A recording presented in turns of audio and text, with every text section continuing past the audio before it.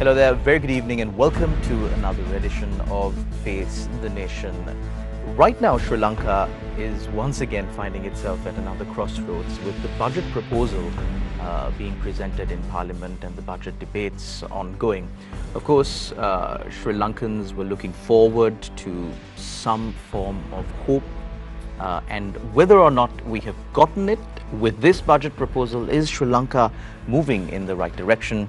That is going to be the focus of our discussion here today, and we've got a very able panel to discuss these matters, of course, starting off first with none other than the Deputy Minister of the Ministry of Finance, Dr. Harshana Suriyapperuma. Thank you very much, Dr. Harshana Suriyapperuma. We know it's a very, very busy time for you, so thank you very much for taking time off your busy schedule and joining us to clarify facts surrounding the budget to the general public, and what better person to do that than you yourself. We've also got with us, of course, to discuss these matters, Rajakulendran, the lead economist at Verite Research. Thank you very much, Raj, for joining us on our program today. We've also got no stranger to the show, Dhananath Fernando, quite the popular commentator these days. Thank you very much, Dhananath, CEO of Advocata, for joining us on our program today. We've also got with us the former CEO of PWC, Sujeewa Mudalige. Thank you very much, Sujeewa, for taking time off your busy schedule and joining us. Let's jump right to it. Dr. Harshana Suriyapperuma, to start off with something that is more current, of course. Today we saw a very concerning piece of news coming in from none other than the Magistrates Court at Halsdorf, where one suspect was shot dead in the court premises. Now, I can't imagine, or I can't really wrap my head around how this happened, and what's worse is that the suspect managed to flee the scene, was subsequently arrested, of course, thank God for that. But in any case, with these incidents happening, there has been, on social media at least, this notion making its way around, because the NPP government, one of your main concerns about how the money in Sri Lanka was being spent, you said the budget allocation for the Defence Ministry is way too much, and this time in the budget it has not been reduced per se from the previous years, but the increase in the defence budget compared to the previous years have, of course, gone down a little bit. And there is concern on social media and other platforms saying that maybe more should have been allocated to defence spending to ensure national security. They've linked this shooting to a lack of national security and then tried to spin it around and bring it into the budget, which is, of course, one of the major topics that are being discussed these days. Time is granted to you now, Dr. Suriyapperuma, for your opening statement. If you could address this a little bit as well. Your time starts now. Thank you very much for having me here. So once again, as a nation, we know it's a concerning situation. But if it is only the budget allocations that could have resolved these problems, we would not be having many of these problems that we are having today. So it is not only the budget allocation, the sincerity of purpose that is very important. Politicians are looking after murderers and robbers versus politicians are able to obey the law and ensure the law is allowed to take its own course of action. Classic example is within few hours of the unfortunate incident, the perpetrators have been arrested, we are being told through the media. So that shows the dedication and the passion through which the government want to support the law enforcement and to ensure the wrongdoers are brought to justice and justice is served, and not only just in that sense, but justice is seen to be served. People need to be given the confidence society is safe. So therefore, I'm sure in the budget, adequate allocations and provisions are there within this new culture, this new environment. We want to make sure where it matters, funding is provided and allocated. So we have taken the same approach based on the experts in the security side. It's not a decision politicians we make saying that so much is adequate or not adequate when it comes to defense purposes.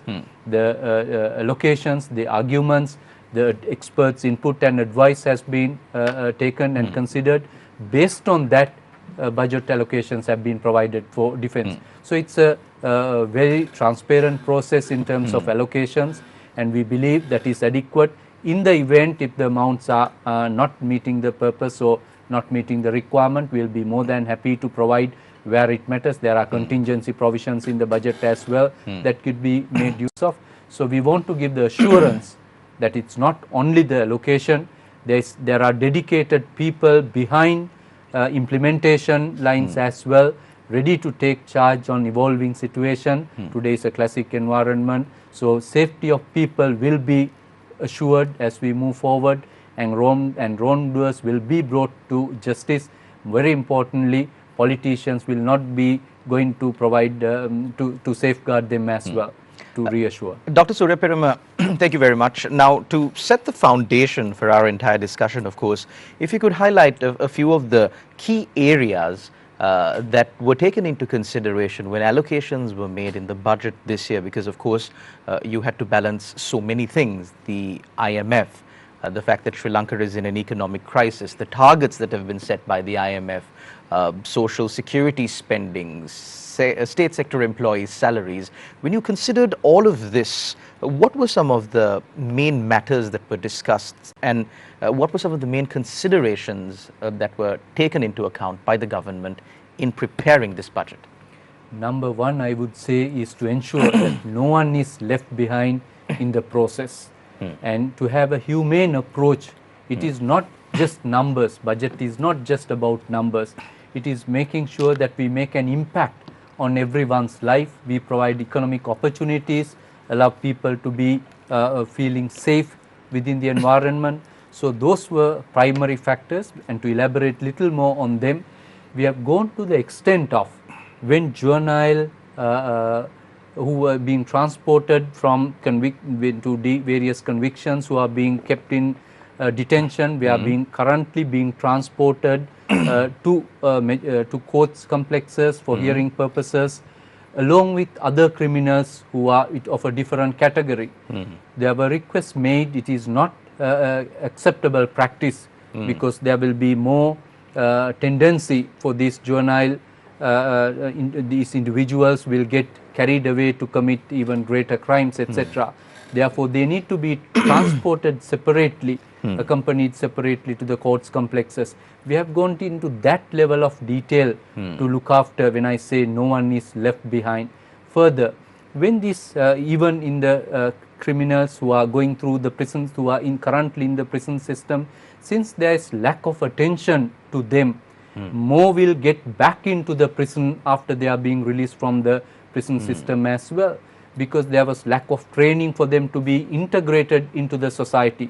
They were rejected from all forms of engagements. Therefore, there was a natural tendency that they'll be going back into the prison into the system as well. I'll give another example.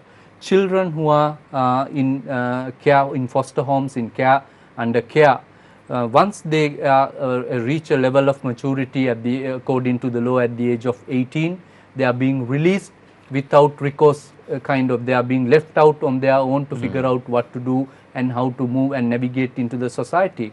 Whereas the current system the current budget has gone to the level, while they are in the care system, an amount of 3,000 rupees is given to the foster parents to look after children, and 2,000 rupees deposited into their account when they move out from the care system. That will help them to start their life. Not only that, as of now, at the age of 18, they were said, no, you can't stay under the government protection, that you are left out from the system. Now it is being extended. We are planning to extend that one up to the age of 21, depending on the case of the individual, allow them to be more mature, because their case is not as similar to any other youngster who reached the age of 18 and trying to integrate into the society. This is just to explain the level of detail that we have, the attention that we have paid to ensure that no one is left behind. It is not only the welfare side of it, the caring nature of the budget, when it comes to the businesses as well, the effort that we have put in to support the entrepreneurs in the economy, to integrate them, to support them to get to commercialize their inventions, to allow them to grow into the next level, the support to the SME sector, not to mention about the health sector and the education sector. So a lot that we can discuss, I'm sure, as we go on. We'll start talking about the points. Thank you very much, Dr. Harshana Suriyapperuma. We now move our attention to Rajakulendran, the lead economist at Verite Research. Raj, What is the take of Verite research on this budget? You've been in the process of analyzing several other budgets, also the implementation of the budgets. You've gone so far as to analyze the implementation of it as well. So what's your take or the take of Verite research on this budget? So thank you for having me on the show. I think we need to also put context of what this budget is. This budget comes after significant political change, and also we've restructured our debt, and we come after significant economic change also. So when we look at the budget, I think listening to the doctor as well, there are three areas where we can look at and analyze the budget. One is, of course, no one is left behind. I would frame it as sort of improving fairness. The economy is after a lot of pain. Inflation was skyrocketing. So we need to distribute the burden and share the burden and reduce it. So one is you have to, the angle of improving fairness. The other angle is, of course, creating stability. You want to ensure that some certain reforms get continued. You don't want to derail from the IMF program. So creating stability is the second thing. And the third thing is the people's ask, is improved governance, structural reform and anti-corruption. So maybe as we go along we can unpack all of this, but maybe I'll talk about creating stability. And the way we look at it is to say, how far off are we from the IMF program? Are we derailing from the IMF program? The budget meets all three IMF targets that is out there. That is, the revenue is 15.1% of GDP, which the IMF and the government agreed upon. The primary surplus, 2.3% surplus, is being put in the budget, and also the Public Finance Management Act, which has a limit on primary expenditure, 13% of GDP, is all being met. So the three targets, at least the budget tries to align itself with the IMF program, and this is also implicitly understood because after the budget, now Sri Lanka's review is on the board calendar. So the IMF board is going to review Sri Lanka's progress on the 28th of February, which comes after the budget, which signals some level of implicit agreement on the budget. So there is the creating of stability. I think we've done quite well. Improving governance and structural changes, improving fairness are areas which we want to also delve into and understand it a bit better. I think there are certain positives on both angles, which is why I would also I wouldn't agree with many people saying, oh, this is the IMF budget, or this is simply a continuation of the previous government budget, because I think in these, when you evaluate the budget in these three fronts, you see it as a mix of everything. There is a mix of meeting the targets, there is also certain improvements in reducing burden, but certain things that can be done further, and governance and anti-corruption, which in the IMF program, a constant thing, if you look at the IMF tracker we've highlighted, is fairly on governance related commitments, which I think the budget sort of addresses and tries to focus on. So those are my three takes, and happy to thank you very much, Raj. We will definitely get into that once we open the floor for questions from our journalist. Up next, Dhananath Fernando, CEO of Advocata. Dhananath, what's your take on this budget? So I would like to analyze it on three main fronts, Charlene. First is, since as Raj mentioned, it's a new political setup, so I think the business community, everyone was expecting the policy direction from the government. The second component is, of course, we cannot ignore that we are already in an IMF program, so to what extent that we are in aligned with what we agreed with the IMF program. The third one was basically mainly the income and the expenditure side, how the government has maintained. So I'll come on the reverse order. If you look at the income and expenditure, to put things simply, we are expecting 5 rupees income, just to make it simpler, 5 rupees, and we are spending 7 rupees. And out of that 7 rupees expenditure, 3 rupees is for interest. To put the real numbers, approximately our expenditure is 7 trillion, income is 5 trillion, and our interest, not the loans, interest is about 3 trillion.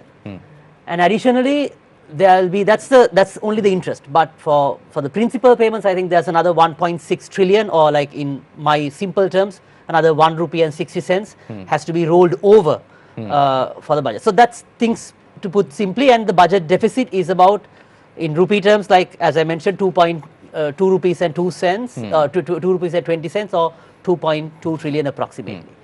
So in that context, we can clearly understand it's more on the side of the interest that we are spending money, because if you compare it with our income, 5 rupees income, 3 rupees only for interest. So the government has only 2 rupees left for rest of all rationalization of all social safety net, the defense budget, everything that you spoke. So they are already in a tight spot. So on that front, I think they are done okay. The challenge would be the revenue side. But coming back to the IMF, I think Raj mentioned pretty much it's aligned with the program. I think it's not a conditionality, but in terms of expenditure, we are slightly exceeding the IMF target. The IMF target is about 20.3%, if I remember right, as a percentage of the GDP. And this budget is about 21%, 8%. And also the budget deficit, the IMF target is about 5.2%. The budget deficit as a percentage of GDP, this budget is about 6.7%. So overall we are okay, but we have exceeded on 2. I think it's negotiable, hopefully, because it's not a main conditionality. I think the most important one is the policy direction. I think when we look at the proposals by the speech by the president, president basically mentioned 3 things. We believe in demand and supply. Markets has to work first. Second, but also we believe in regulation. It's not like only the demand and supply work. Wherever we need, we will regulate. Third, we also believe that the government has a stake on certain industries and we will look for intervention. But broadly, I think it's more a private sector oriented and demand and supply or believing in market sort of a budget, according to my view, based on the reforms that the president mentioned. It's not the expenditure items or the income items, but president mentioned key reforms. Because in this context, in my view, of course we have to do the governance reforms, but the first is growth, second is growth, third is growth. We have to grow the economy to make sure our debt is sustainable. For that, president has pronounced key reforms in this budget, focusing on the private sector. First, the customs ordinance. Of course, this was, most of it is not new. This was a suggestion, even this was a conversation when under many Minister of Finances. This is 100-year-old piece of law which has to change if you are focusing on exports.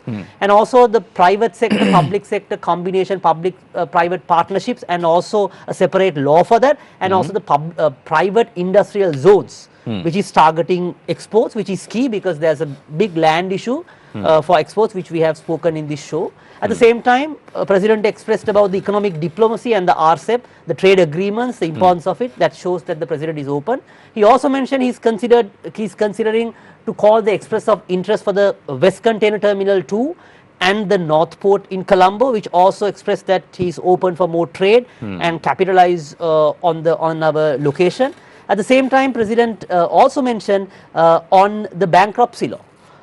And also having the holding company for like a Temasek model for state-owned enterprises, not reforms, but bring all the state-owned enterprises under one holding company, which is also one of the 16 priority recommendations by the IMF governance diagnostic. So it indicates the president is more looking for growth, exports, and on demand and supply, which I think is a good news for the private sector, because it indicates the right direction. That seems president is, or the finance minister and the government is serious about growth and exports. My worry is 3 concerns. One is, while the president has mentioned the customs ordinance, when I come back and when you go through the annexures, maybe the Honorable Deputy Minister of Finance, Dr. Suriyapperuma, can clarify, there are about 11 laws mentioned, the custom ordinance wasn't mentioned.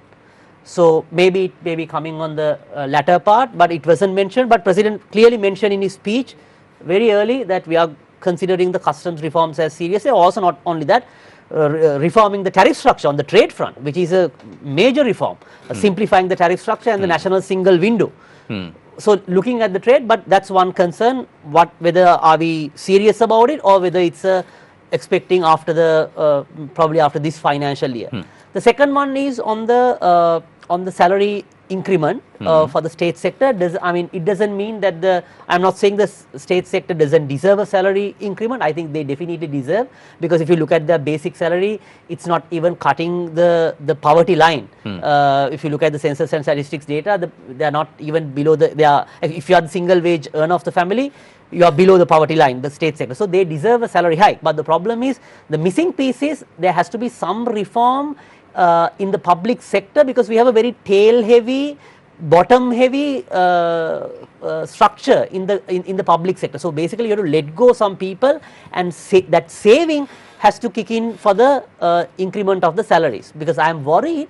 We all know we have an aging population, and already there is a concern about the pension crisis. So, if we with the increment on the basic salaries, there is a risk of a pension challenge, not immediately, but after few years. So, that is my second worry.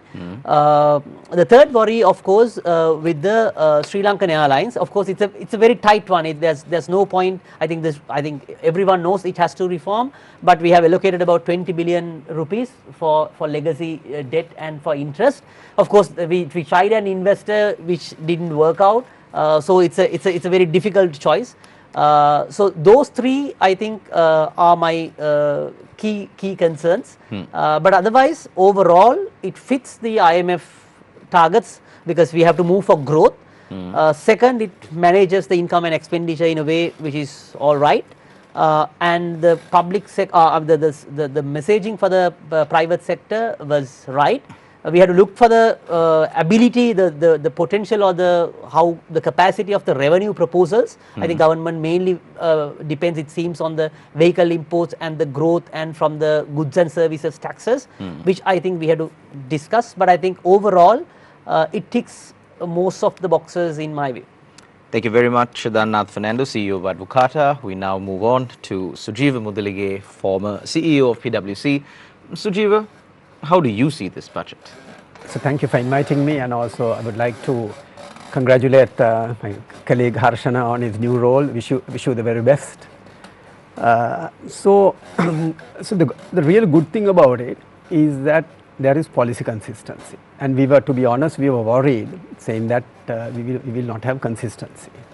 So how I look at this is, it's like, do you want to get into a, to go somewhere, do you want to get into a bus where you have a driver whom you know how they drive on our roads, or do you want to get onto a train where, say, you want to get on Anuradhapura, do you want to go by bus, or you want to get on by train? So in my view, the stand taken by the government, because of the IMF framework in which we are working on, is like we are on a train to Anuradhapura. So because of that, the maneuvering and leeway what you have is very minimal. Whether you like it or not, during these 3 years, 25, 26 and 27. And we have a very safe driver driving this train, we must say that, right? President AKD, people have faith and confidence that he will deliver. So you are safe in this. The government needs to decide. There are few things only when you are going in a train that a driver can do. One thing is, you can stop the train when you want to stop. You can travel slowly, you can travel fast, right? That's all you can do. Anything else and you get derailed. Other you get derailed, right? That's why the good thing is, that's why we have a very safe driver. So if you want, see, I'll tell you why I brought up this example, right? Recently at one of the conferences, Assistant Governor from Dhananath from Central Bank. See, our growth for this year is 5%, right, the target. See, at 5%, see, our dream is to become Singapore. So he said at 5%, Dhananath, you would have been there, it takes 64 years to get to Singapore where Singapore is today. See, in 64 years, they will be another million miles away from us, and we are catching up where they are today. So forget about this Singapore dream. It will never ever happen. This is growing at 5%, mind you, right? Then he said, let's forget about the Singapore dream, because it just can't happen, right? We are 3,800, they are at 84,000 now. Let's look at, if you are to become a middle income country, the $14,000 is our mark, right?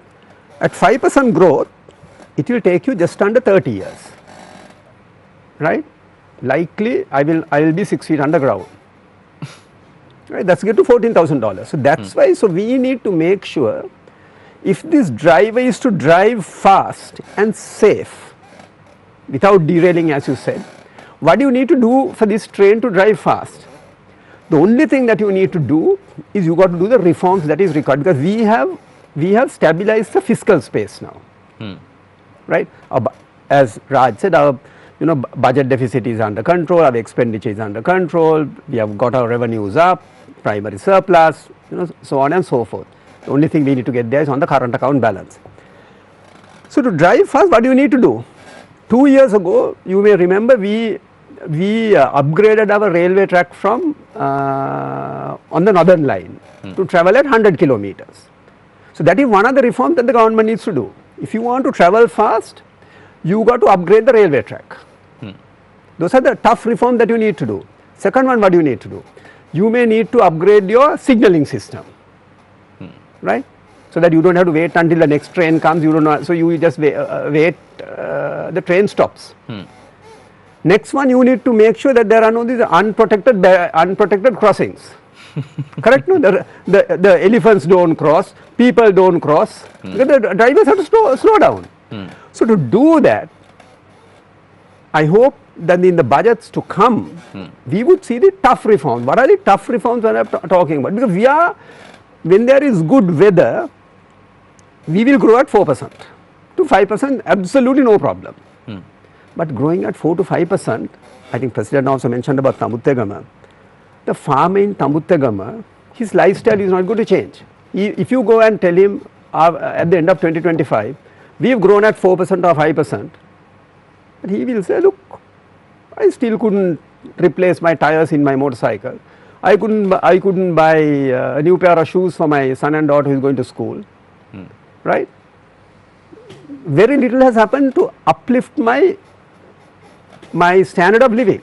That's all about. So that is what Harshana also mentioned. We got to carry all the. We got to put all these people into this train, and we got to see how fast can we go, because otherwise, as you said, we will not reach the destination that we want to reach when I am alive. Right? So what are these tough reforms? Otherwise, we won't grow. We will maintain the status quo, because I think one of the biggest things which I want to emphasize is that in the past, successive governments have thought we can manage this country with remittances and tourism, and we've repeatedly failed in this. We go up, it's a grow, stop, it's like a W. We grow, then we stop, grow, then we stop, we grow and stop. Those two are important, don't get me wrong on this, absolutely critical, and tourism is a low hanging fruit. But tourism and remittances will not get out of this rut. We got to do the tough reforms, otherwise we will be at 4 to 5% forever, and it will take you 30 years to get to, almost 30 years to get to $14,000. So what are the tough reforms? Reforms in the public sector, tough, right? Increasing salaries, they deserve the salary increase, absolutely, I have no problem on that, right? Because I think my driver gets paid more than some other professionals in the public sector. They need a salary increase, and I am not against it. We need reforms in the education sector. We need reforms in FDI. We need reforms in labor, right? I'll give you just one example why these reforms are required, right? I saw recently the Canning Fish Association, it went on, I think it went on your news. They were saying they want to save $79 million which had been spent on importing canned fish. They can do it, very good, right? But I haven't seen anything on education reforms. Do you know that for a year, 1 year, to educate a few thousand people abroad, how much we spend? Close upon $1 billion. And we are trying to save $79 million that has been brought, what we are spending, but we are not even talking about that. Why? How can we save, if $300 billion is going out, 300 billion rupees is going out, how can we save 100 billion out of that? Very simple, you need education reforms, right? And I saw today in Parliament, Minister Handunnath is saying $197 million had been spent on bringing down paper, very good, we are restructuring the Valacheni factory, excellent, I am not against it. You need to say what is the elephant in the room, right? So those are the tough reforms. Labor reforms are tough, SOE reforms are tough, right? We have got 20 billion, and I think Harshana will know, we got $20 billion in FDI over 45 years. 1977 when GCC started before BOI, today 2000, like almost 50 years, we got 20 billion, and Vietnam gets 20 billion in 1 year. So we need reforms. We need SOE reform, we need health sector reform, we need labor reform, That those are the reforms that for the train to travel at 100 kilometers hour, otherwise you will be traveling at 30 to 40, everyone is happy because we are growing at 3 to 4%, and you will still get to Anuradhapura. We have a very safe driver. But it's not in your lifetime. But it would happen in my lifetime, I won't get to Anuradhapura. Would it happen in mine? Right? I hope so. So then I would like in time to come from the government is to say, look, we are growing at 5% this year. Next year we are at 6%. Give that commitment to us. Year after we are at 7%. Year after we are at 8%, and by the time the elections come, we will be growing at 9%. You take it from us. That's our commitment to you. I didn't see that in the budget speech. But is it too early to call that? No, you need to do that. Because to be fair by the government, we've got fiscal stability. We've got fiscal stability. At this stage, with good weather, we will grow at 4 to 5%. But at 4 to 5%, you and I will not see a difference in our lifestyle. Not lifestyle, living conditions. Lifestyle is the wrong word. The living conditions. For that to happen, we need 6, 7, 8, 9% growth. How do you do that? It's just one recipe. You need to look at the East Asian countries. South Korea, Malaysia, Indonesia, Philippines, Thailand, Singapore, all. FDI and export-led economy. Nothing else. FDI and export-led, nothing else will get out of, we can't grow at 7, 8, 9% because we just don't have the money to spend on this. Right? And the other thing, I'm glad that it's there in the budget speech, is about trade. It's trade, and I must give credit to the finance ministry on emphasizing. They've talked about double tax agreements, they've talked about single window facilitation, they've talked about free trade agreements. Fantastic, 100 marks. If you do these two together with the reforms, I am absolutely sure by the time the next, because this government is very honest and genuine. People think they will tackle corruption, they will tackle, there will be law and order, they will not interfere in the judiciary, they will not interfere with police, and I believe in it. I am 100% sure this government will not meddle with the institutions. The tenders will be transparent. Fantastic. So when you have that base, then you need to say, look, I need to now run fast over the next 4, 5 years. So we got to grow 6, 7, 8, 9, at 4 to 5%. We won't get there. Thank you very much, Sujeewa Mudalige. We now open the floor for questions from our journalists. On my right, Shihar Aniz, and on my left, Theruni Karunaratne. So, Shihar? Sure. Thanks, Sharan. I'll first pose the question to Dr. Harshana, Suriyapperuma. Doctor, now this is the third year we are, since the unprecedented economic crisis, right? We are still recovering. And whether you like it or not, you have to go with the IMF conditions, right? And the party's manifesto, some say it's contradictory to what IMF has said. How difficult it was, during the budget preparation, and what kind of, what kind of negotiations you went with the IMF to prepare this budget? I suppose the challenge is for many who are criticizing in the parliament from the opposition side is to understand what we said and what we are doing. They thought we will come and upset the apple cart and do so many things that they believe as to what we stand for. They thought we will acquire private property, we will take them to government, we will seize the bank accounts of individuals, we will not allow businesses to function freely, we will disturb the market economy. So there were dreams and fear factors they created, whereas we are not living up to their standards. We are true to what we said as to what we are going to do. These were our economic policies which were detailed out in the manifesto, which said very clearly we will stabilize the economy. There are short-term approaches, there are medium-term approaches, and there are long-term approaches. So one of them that we identified is we will engage with stakeholders. We will not take haphazard decisions on our own. And one of such stakeholders was IMF. We were talking to them continuously, and so the conversation was not difficult. Each other understood the language and the tone and each other's requirements also. and prior to the elections also we very clearly mentioned we will not derail from the IMF program. We will work within the program, but we will seek more support to provide relief to some of the affected segments in the society. So we kept to that word. Some of the discussions were not that easy, but we to the extent that is possible within the short period of time, we were able to achieve them. And the other factor was we were very sure in order to engage in this conversation that I mentioned earlier, we want to give the certainty and the continuity to particularly to the business community, investors. You can rely on us. We will not disturb, as I said, by changing the course that we are traveling. We will not take a U-turn.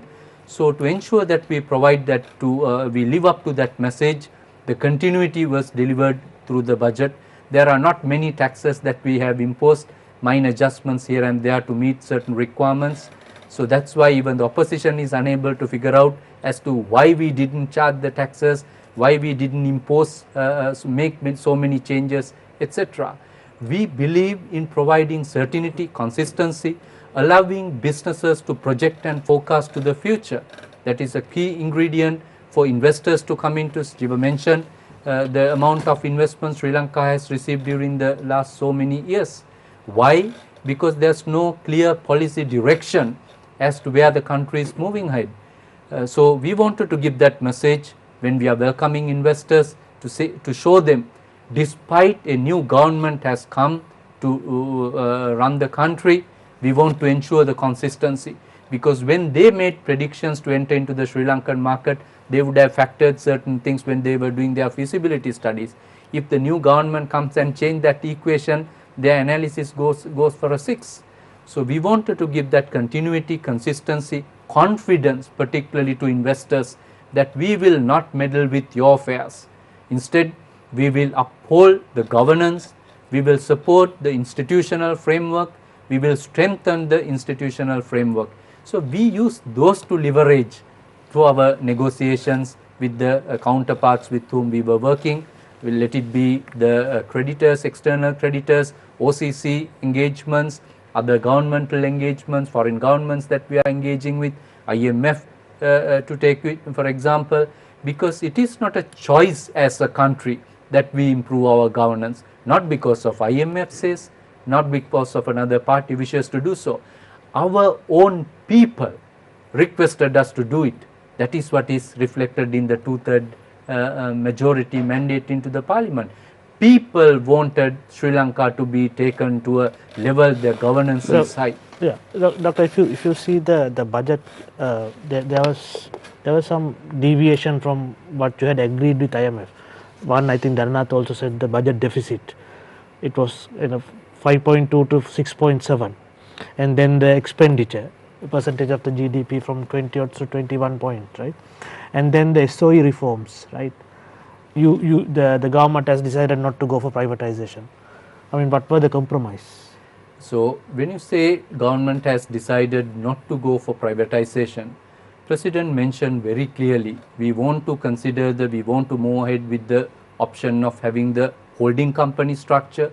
So meaning we will identify certain institutions which can grow to their full potential, maybe currently at their current operating structure, with the current type of capital infusion that they have access to, they may not be able to perform to their full potential. So some of the entities will be identified of that nature. Investments will be welcomed into those entities. So there will be, perhaps some of them will be considered partly listed, for example, etc. So that does not mean we will keep all entities within the government. We will invite where it matters for private sector to come and take part, invest, both local and foreign investors to engage on those operations. So I don't see them as compromises. Very transparent approach, as we mentioned. So no, what we said to what we are doing, it is the same course of action, but we will do it with much vigor, much tenacity, and at the same time with high level of transparency and governance as well. With that, we believe there will be a time period for us to restructure or rather give enhance the value proposition of the existing institutions. So we will be able to get a better price, better investors looking at these institutions. So those will be done in the short term and to the medium term, but long term obviously we want to enhance our institutional capacity. As Sujeewa also mentioned, we spoke about a production economy. We spoke about connecting Sri Lanka to the global value chain, meaning we want to engage in trade, we want to improve our exports, we want to support our businesses to expand their capacity, gear up to go to get connected to the global business, global value chains. In order to do that, one certain investments that government need to do. Our energy cost was very high. Sri Lankan businesses were not able to compete with international businesses. So we had to bring down the energy prices, not just by reducing the price where institutions CEB unable to sustain themselves, but by making wise investments. That's why we spoke about at 8 cents plus, we can't go to the destination that we are targeting to allow our local industries and manufacturers to enjoy a reasonable tariff for electricity. We need to be par with global rates, at least the regional rates when it comes to power generation. So government will continue to invest. Budget has kept adequate provisions to expand on those areas as well. So those are our recipe for us to move forward. Can I direct a question to you, Dr. Suriyapperuma? So I want to talk about the government's revenue generation methods, and the budget clearly says that the bulk of the revenue gains are expected to be from the liberalization of vehicle imports, which came into effect at the beginning of this month. Now, why has the government placed so much trust in such a risky factor? Do you think that people at the high prices of vehicles would actually import? And if they do not, what are the contingency plans in place, and how else does the government plan on reaching the revenue targets?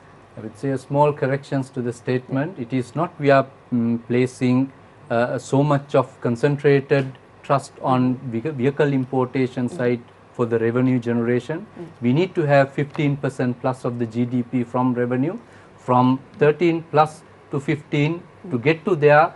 That component is bridged with the, it is expected from the vehicle importation. So lot of effort and faith is put on the system in terms of customs revenue generation, IRD revenue generation, excise and various other forms of revenue that the government is going to generate. So 13 plus is coming from that area, but there's a gap that need to be bridged. So over a period of time it will be opened up as we did in 3 phases, from passenger vehicles, from transportation vehicles to private vehicles, on a very cautious approach also, because our reserves, it is non-factor, we have limited amount of reserves.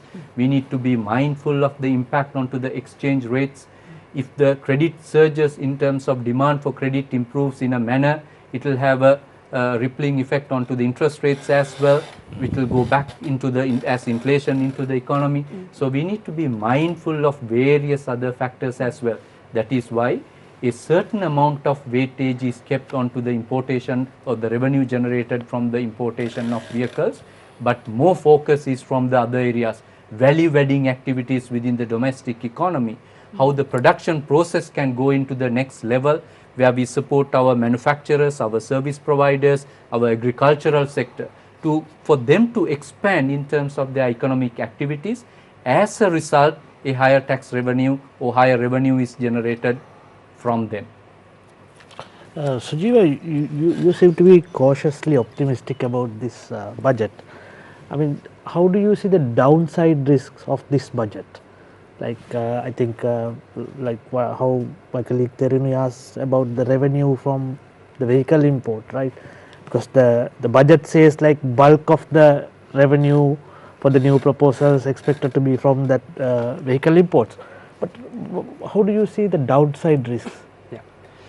So the downside risk on the first one is, as Teruni asked, it's on the revenue side, right? Because we have 15.1% revenue target, and I think as Honorable Minister said, so from last year, I think as mentioned, last year our revenue was about 4 trillion. We are going up to 5 trillion this year. So about 900 billion to be exact, but it's about 1 trillion, right? That's the incremental from last year to this year. So that means you guys were all already complaining, saying the taxes imposed by the previous government was too high, it was almost up to your neck and you had very little breathing space. But that contributed, right, we came up from about 3 trillion to 4 trillion last year, right. So 2023 was about 3 trillion, just under 3 trillion, we came up to 4 trillion. So that's a 33% increase, 1/3, right, from 3 to 4 we can, now we are going from 4 to 5, that's about just under 25% increase. So that's my worry, if there is weather issue, you are going to be in trouble.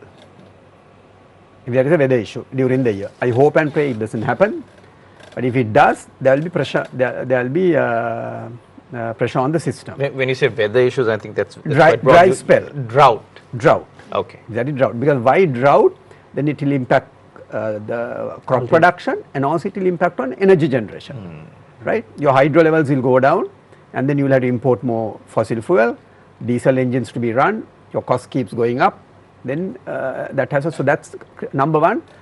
On this, so 5% growth is critical, and I think as Harshana mentioned, with economic activity you will collect more taxes, right, you collect more taxes. So it's basically two things, with economic activity you will collect more taxes, that will reach the 1 trillion required, plus the motor vehicles and few other things in place, and with leakage being stopped, and I am very confident that the leakage will stop at customs, excise and all these places. So that's the first risk, right, can we hit the 5% growth rate, because as I said, without reforms and without good weather, it's a stretch target. You need reforms and you need good weather, two basic things to happen, right, number one. Number two is on the expenditure side, right. We need to make sure that we don't exceed our expenditure levels, and I am glad that the government has realized. I will give you one example, right. See, 2 years ago, I think the university academics were on the road, no, asking for 6% of GDP. I can remember they having 6% printed on their T-shirts also, and these are guys who had PhDs in economics and everything. They were on the road saying they need to allocate 6% for education. This year, highest ever allocation for education in the history of 76-year history, 600 billion, right, in rupee terms, but it's 1.9% of GDP. So we need to get this message across to the people of this country. We want more allocation to health and education, no doubt about it. That's the long term way out of this is, in addition to what I said, we must make sure that our people are healthy and our people are educated. How do we do that? We need to keep increasing the allocation, right, and with 5 billion of revenue what we are getting, we can allocate only 1.9%. So that message needs to go. There is nothing called a free lunch. There is a limit that we can fund health and education, there is a limit, right, and in my view in the medium term this will be approx 2%. So see, it's very simple arithmetic. Our economy is $100 billion. Say 100 billion, how much is 2%? $2 billion. How much is $2 billion at 300 rupees? 600 billion. Very simple arithmetic, right? You don't have to have a PhD in economics to understand that. And in my view, with the growth of the economy, the absolute rupee number will keep going up, 600 billion, 700 billion with the growth of the economy. But beyond 2%, it's very, very difficult for health and education both. But I would love to see a high allocation. So my second concern is that we don't overshoot on our expenditure, because that will impact our budget deficit. Then we need to borrow more, as mentioned by Raj. We have a 2 trillion deficit. It needs to be financed, right, and so on. So that's number two. Number three, I hope that we don't, as I mentioned before, that we don't rely too much on tourism and remittances alone. And tea. Let's be honest, 200-year history, $1.7 billion. What have we done? Tech exports. In 2020, I'm sure Harshana will remember, in 2020 they said they will do 5 billion by 2025. Where are we? 1.2 billion. Garments, $5 billion for the last 10 years. It's stagnant, it's not growing. Garments are not growing. All our garment factories are investing overseas. because you need to be closer to the customer, duty-free status to EU and US and so on. So that is why we need to see what are the areas that we can, as Harshana mentioned, what are the new areas we can get FDIs, and this reform process, the reforms are critical. Otherwise, we will be back again into this vicious cycle. No tourism, we are getting another 200, half a million more tourists coming in. We have a few more people, remittances are improving, and we can manage this whole play. We have done this cycle, I can't remember the number of cycles we have done. Over the course of 16 IMF programs. Over the course of 16 IMF program, we have been saying, no, this remittances and tourism will get out of this rut, and it doesn't. So that's my third worry. I'll leave it at that, is that we shouldn't, both these are very important, remittances and tourism, but we should not just rely on those two to get out of this rut. I'd like to pose a question to Dhananath. Now, Dhananath, you've been following the entire budget process, the debates that are happening in Parliament, and of course, with your professional knowledge, you'd be able to understand it better than an average journalist. So, my question to you is, now, it's important that we, despite all economic experts here today, being in favor of this budget and saying that we are heading in the right direction. I think Raj said there are a few points where we can improve. So, one of the main places where these points are improved, spoken of, highlighted is Parliament. The Parliament debates are ongoing. You've been following the Parliament debates. Do you think there is productive debate in Parliament, or is it still the usual politicking that's happening in Parliament? Do you see a productive debate happening in Parliament regarding this budget proposal? I thought it would only be Shamir who putting me in trouble, but it seems Shalin, you're also putting me in trouble. I'm sitting on his seat. You have some magical power you get to. It's a tough one. I think still it can be improved, to be very honest. Are you giving me a politically correct answer? Absolutely. but what is the raw truth? No, I think is it the same as last year? Has it improved? Or let's not say last year. Let's say the previous political culture that we've changed. I think it's too early to comment. I mean, I think it's getting better from the very little that I see. It was not like shouting or running away with that, mace and not that. So which is in the. I mean, anyway, this progress will be also incremental. But I think the opposition, the opposition criticism or like the feedback could have been more productive, and also not only at the parliamentary debates, because there are committee level meetings and discussions, and that could have been an active engagement to make it better. On two things that I would also like to mention on the downside risk of this budget, one could be, if we cannot make that revenue target, we have to cut down our capital expenditure. Of course, we will not reach our revenue target of 15.1%, at least in terms of managing the budget deficit. We can cut down our capital expenditure, but again, that impacts on our growth on one side. Second is, we can try to borrow more money to bridge the budget deficit if we really want to bridge that gap. If we really want to do the capital expenditure and induce growth, at the same time, if the revenue collection is not enough, we have to borrow money. But the challenge is, when you try to borrow too much money, then your interest rates start going up.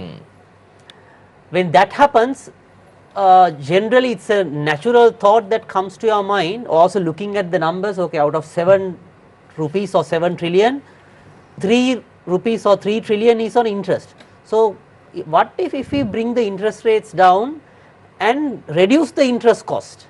Because if you bring the interest rates down artificially, you can bring it down. Of course, with the new central bank act, it's difficult to do, but still, in my view, it's possible.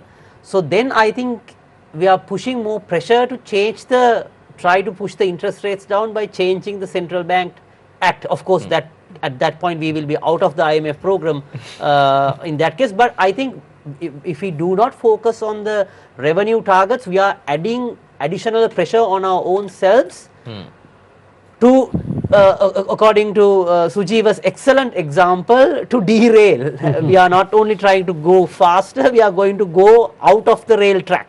And that will cause so much property damage and human life damage. The other challenge the government would face is the poor capacity of I don't mean it's the ministers, but the government, like the public sector, because ultimately all these policy decisions has to be implemented through the government, the public sector. So no, there are all good bureaucrats and who are capable people, but the truth is the capacity is limited for these hard reforms, because ultimately if you go through the IMF governance diagnostic report, they have said what needs to be done, who has to be done, and the timeline. And ultimately all these bills, once, I mean, what Parliament can do is pass the bill, and afterwards it has to run through the bureaucratic system.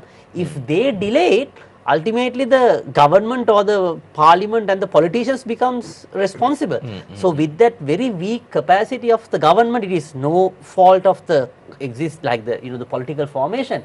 It has been a brewing problem with, of course, low salaries and all that. We haven't been able to attract the right talent and all that. So those are the downside risks that I see. Additionally to your political question, Charlene, in terms of the debate. So just quick add, I don't know whether maybe Harshana will be able to shed some light. I think either President AKD or one of the ministers said the next Aragale will be against the bureaucracy. And you all said that. I'm not sure who said that. And I think they're spot on this. Yeah, Harshana, I think now the IMF has basically advised the government to basically right size the public sector, right? Basically reduce it. But in the budget we saw AKD was saying like they want to bring in 30,000, right? They want to basically employ 30,000 more public sector employees, to various jobs. Can you explain this? Sure. So as I mentioned earlier, for Sri Lanka to grow to the next level, incremental changes will not help us to go to the destination that we want to go. So we need to have some out of the box thinking, allowing the economy to expand at a rate that is very different to what we are used to. So I'll take one example. Banking sector is always saying more than 50% of the economy is not in the reported economy. So meaning, you mean informal economy? Yes, let's say it is not in the reported economy due to various reasons. So if we encourage this not reported economy to get transferred into the formal segment, where the transactions go through the banking systems, more will get reported, more will start paying taxes, etc. So we are seeing a massive capacity straight away which is already in existence that can take the economy to the next level.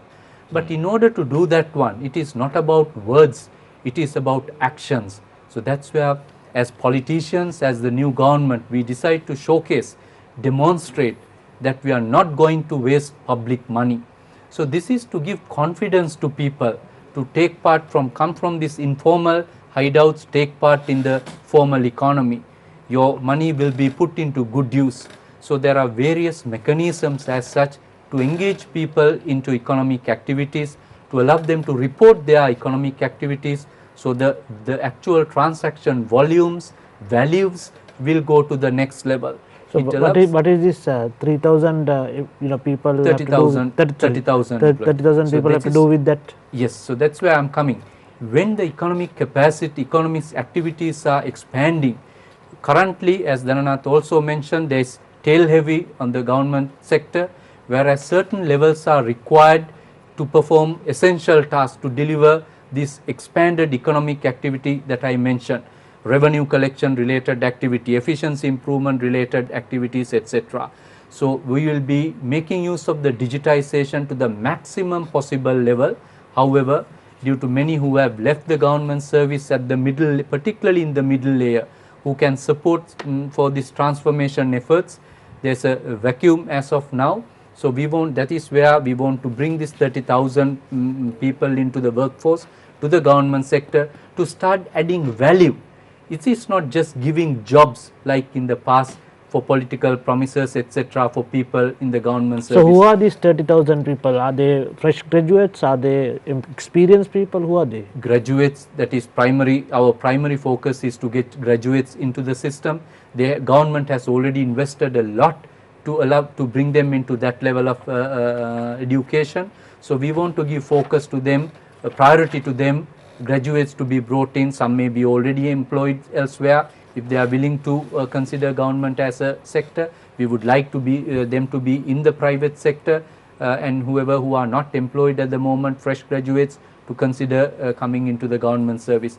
The reason why we need 30,000 is we have limited capacity at the revenue collection level, at the IRD, at customs, at excise, and many of our excise department and many other government institutions to add value, to go for efficiency improvements, and capacity drain is there in multiple of the institutions to fill those gaps. So that is why we believe it is a necessity as of now for us to expand this economy to the next level. Current level of government staff members, team members are managing the delivery of 100 billion plus or minus economy. If we are going to go for an economy larger than that, either digitization has to come and bridge, or people have to come and bridge that gap. So this transition period, it is a necessity that we invite these people to come and support this journey for us to deliver, to create this larger economy that we are talking about. Is there going to be some, shedding of the public sector for the right sizing? Now, I remember under the previous government, there were several voluntary retirement schemes. Then there was that 5-year extended holiday period granted. You can take leave, go back, come, so that, the public sector would shrink to a certain degree. Are there any, like you said, new ideas, out-of-the-box ideas to kind of reach this goal of right-sizing the public sector? We mentioned since our campaign time also that we will not take people out of their jobs. Whether we like it or not, families are dependent on these limited earnings that they get. So our objective is instead to grow the economy. To grow the economy in such a way there will be adequate space to absorb these people. So it is about growth, growth, growth. So that's why our policies, our actions are targeted at providing consistency, facilitation, public investments. So the public investments will generate dividends in the years to come for this expansion of economic activities. One way is to manage the budget is try to shrink your expenses. Another way is to improve your top line. So it allows you to absorb some of these added expenses. I think it was mentioned that the possible impact on the pension cost as we move forward because of the revisions to the pay packages, etc. We are not looking at in isolation. Our approach is to grow the top line as well, expand the economy, allow our SME sector to grow into the next level, allow our R&D to get into the next level, so many of them will get commercialized. So some of our local producers, we want to go out of the Sri Lankan market. Whoever who are currently going out of Sri Lankan market, we want to expand. I'll give a very good example. Currently we spoke about the GSP. We have capacity to export to EU. However, we are unable to meet our export targets. Why? The quota that is provided also. Why?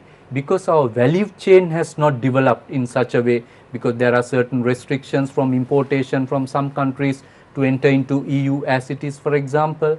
So if you do value addition in Sri Lanka, it allows Sri Lankan garment industry to make use of a larger quota and allow to export more. That is why Eravur is a classic example. The fabric manufacturing industrial zone there, even as one of the first gazettes that we approved in the parliament, passed in the parliament, even though it was not brought in while we are in power, the gazette was brought in published somewhere in mid of 2024 last year. This is talking of facilitation for those industry to grow to the next level, so it allows exportation into EU. We didn't stop there. When the High Commissioner from UK met me, he was talking of there is a lot of capacity to export into UK, but we are as a country is constrained because of the challenges that I mentioned earlier. Imports from certain countries are not allowed to get into EU without a significant value addition. But there is a workaround. There are certain countries whose fabric are allowed to enter into EU. So there are countries with whom we had quick discussions. We got the apparel associations involved. We got the particular countries involved into the trade quick discussions on them. Some of them were pending for years. And as we speak, we were able to agree the other country whose fabric is allowed to export it to UK to get into agreement with the Sri Lankan government, and we have already lodged the application to UK as well within this 1.5 months or 2 months time period. So it will take few months for UK to process our application. If it is accepted now, not only from our conventional sources of fabric that is getting into the garment industry, now it allows other new players to enter through their supplies and allow more exports into EU. These are the out of the box thinking approach that we need to take. If we consider conventional constraints, it will be marginal growth. If we look at this type of approach, we should be able to hit high numbers as we move forward. Raj, sorry. Is it all right? Go ahead. Thank you. I'd like to hear the takes of both Sujeewa and Dhananath on this. I want to shift your attention to external market forces, for example, global market forces. One example I'd like to cite is the US tariff policy on imports, China and all that, and since China is a major exporter for many countries around the world, how will such events have an effect on our revenue targets and what we expect to achieve through this budget? Sujeewa, I'll start then. I'll give you No, I hope and pray President Trump don't see anything on about Sri Lankan news, because he does something quite dangerous. That is, he's comparing the trade deficit with US versus Sri Lanka. It's like he's comparing country-wise trade deficit. If we see Sri Lanka, we are out. I mean, we have a trade surplus. Sri Lanka has a trade surplus with US. They have a trade deficit. And if we think, okay, Sri Lanka, we have a trade deficit with Sri Lanka, 10% tariff, 15% tariff on apparels, I mean, that's going to be a major external shock. This is something that has not spoken in the budget. Yeah, so that's a big external threat. So I hope for some reason President Trump, Sri Lanka won't come to President Trump's radar under any circumstances. But there can be an opportunity. Opportunity could be when the global supply chains moving out from China. Last time the main beneficiary was, if I remember right, Vietnam. Of course, some supply chains moved to India. So when these supply chains move out from China, we have to be prepared. I mean, if we just maintain our status quo, we will not attract anything.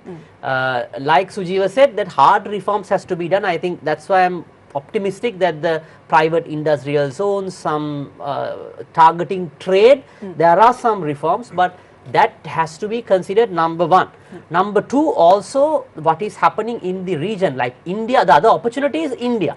I think India is growing at a rapid pace, and they are, I think, in good terms also with US. I don't know, these geopolitical things are it's so volatile, we don't know which direction it will go. But since Prime Minister Modi has visited President Trump, I think there's a lot of room for us to partner with India and take, get our growth story based on India. Because to simply put, in few years' time, India will have a middle class of 300 million people. That's equivalent to the US entire population. So it's just a matter of having a right product where the India would embrace, and at the same time getting the supply chains where both sides get benefited. And we have an excellent labor, I mean, that's why it's the labor reforms are also important. I think that's something that the budget really hasn't mentioned, could have mentioned, because ultimately to exports, you have to focus on the factor markets: land, labor, capital and entrepreneurship. So land has been spoken, capital, I think there were some proposals, but labor hasn't been spoken. So labor could have been one area, but India, we have to target India for exports, and we can expand the trade agreement to an extent, but of course there are political sensitivities. Of course, anything will come at some, there will be always a trade-off, and connectivity between the grids is another opportunity, because now when we move for production, we need to understand there will be a significant carbon emission as well. Because we are producing means you emit carbon. But given the wind capacity and the renewable energy power that we have, there are three strategies that the countries are now moving towards.